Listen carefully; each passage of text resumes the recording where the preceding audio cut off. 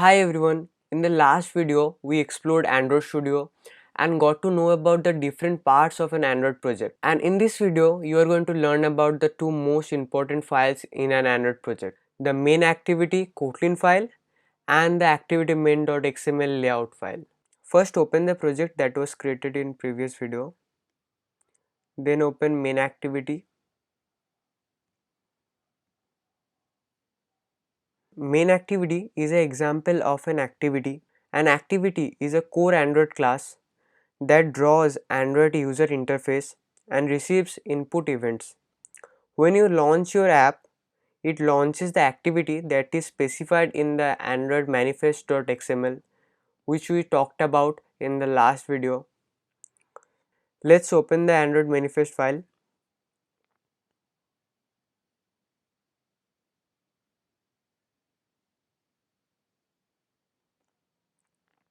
Many programming languages define a main method that starts the program, but Android apps don't have a main method. Instead, the Android manifest file indicates that main activity should be launched when the user taps on the app's launcher icon. To launch an activity, the Android OS uses the information in the Android manifest file. Let's come back to the main activity.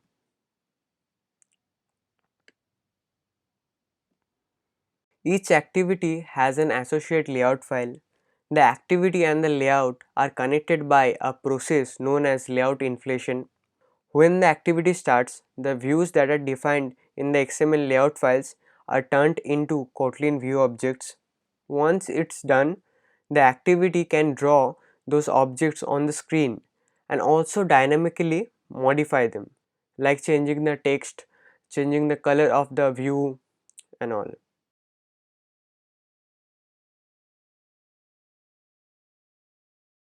Here you can see the class declaration for main activity. The main activity extends app-compat activity. App-compat activity is a subclass of activity that supports all modern Android features while providing backward compatibility to the older ones. To make your app available to largest number of devices and users possible, always use app-compat activity.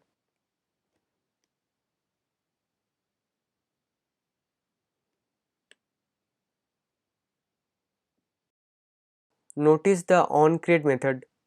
Activities do not use constructor to initialize the object. Instead, a series of predefined methods called lifecycle methods are called as part of activity setup. One of those lifecycle methods is onCreate, which you will always overwrite on your app. We will talk more about lifecycle methods in the future videos.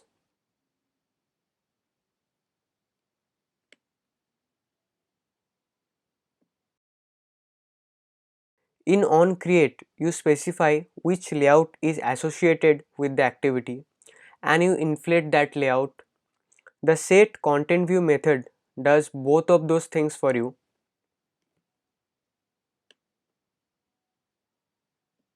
The setContentView method refers to the layout using r.layout.activityMain, which is actually a integer reference. The r the R class is generated when you build the app. The R class includes all your app's assets, including the content in the rest directory. In this case, r.layout.activityMain refers to the R class, the layout folder, and the activity main.xml layout file. You will refer to many app resources like images and strings and elements and layouts using similar references in R class. Now let's open the activity main.xml file.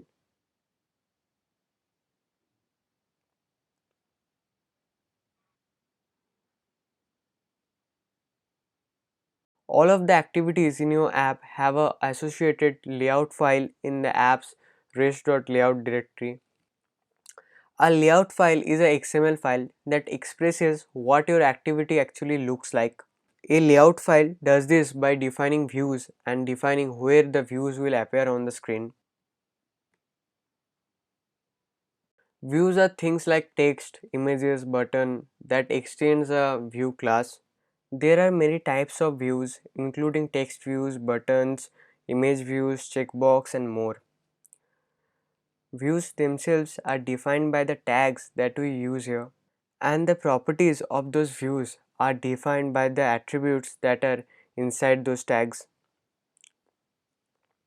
In our app, for example, we have text view tag here, which says that there is gonna be some text on the screen, and then what the actual text is. We have this attribute here that says the text will be hello world.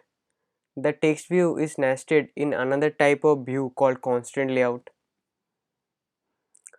Now we know enough to make changes, so you can change the text view attribute from hello world to hello and your name. I will add hello Sunit here. Yeah, and you can see in my right, if I zoom in, the text view is now hello Sunit. So that's it for now. If you are facing any Android related problems, you can join our Discord community.